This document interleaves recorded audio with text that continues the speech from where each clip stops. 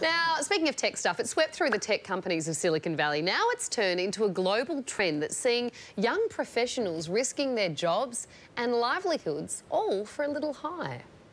It's most beneficial for me when I have to do a lot of writing, so maybe writing a scientific report or something.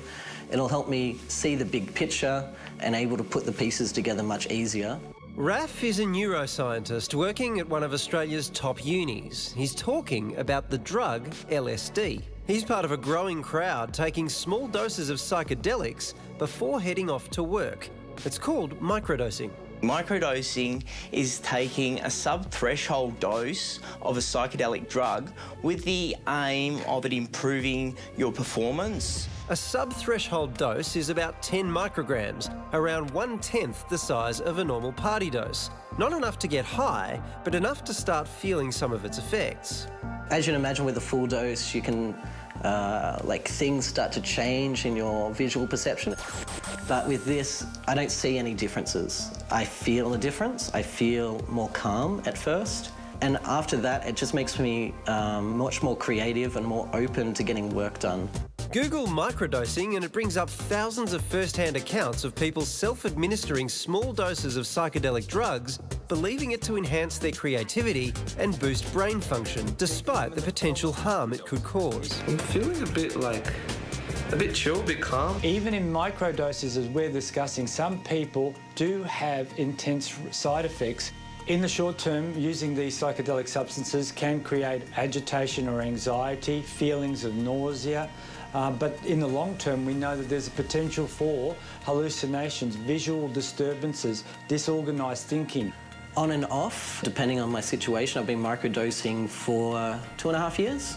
And I started when I was in the middle of my PhD. I feel like microdosing in my work has really helped me, particularly within neuroscience, articulate my ideas.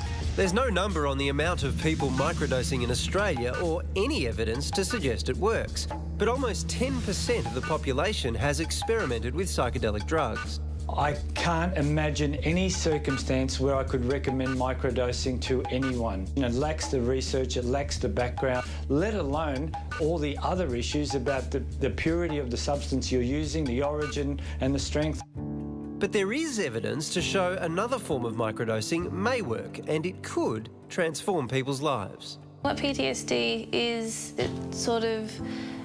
the flight or fight response sort of gets permanently engaged. After sustaining a prolonged period of physical and sexual abuse, Siobhan developed post-traumatic stress disorder. PTSD had greatly impacted my life. My relationship with my parents was strained. At work, I believe my performance decreased.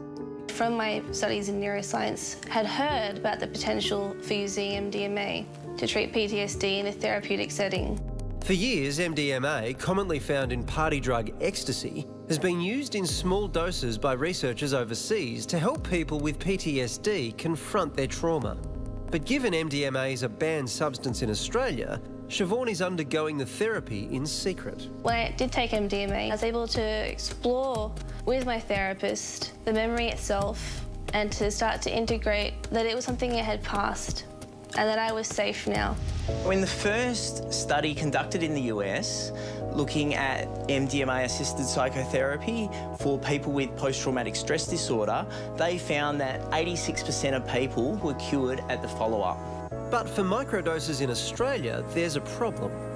Microdosing is 100% illegal. If you're microdosing with acid, MDMA, magic mushrooms, whatever it might be, you're breaking the law, you're at risk of criminal charges. While drug laws change from state to state, across the country psychedelics are prohibited and charges range from use and possession through to trafficking and cultivation, carrying hefty fines and up to 2 years imprisonment.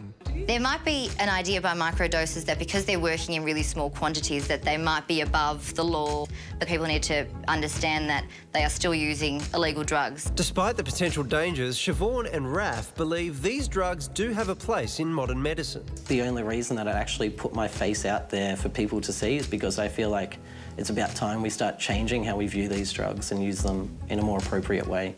But so far, the medical industry isn't convinced. The increasing trend of microdosing in Australia is a concern.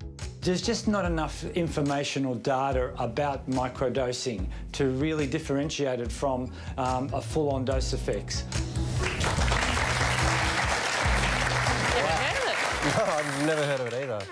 No. The problem I can foresee, there's the legal issues, obviously, but if this is something you're going to rely on day to day, then your body will develop a tolerance, won't it? And then you'll end up having to take more, and it becomes really quite a vicious cycle at that point. It's such a slippery slope, I think. It's like prescription painkillers, anything. As soon as you take a little amount, your body becomes addicted, and you're right, Wallage, you have to end up taking more to feel the same balance. And also, what about the psychotic episodes that it might tap into and all those things? I think it's just such a dangerous game to be playing, and it worries me for our children. I understand that reaction. I suppose the idea is to take it so there is no psychotic episode, but can you really be in that much control?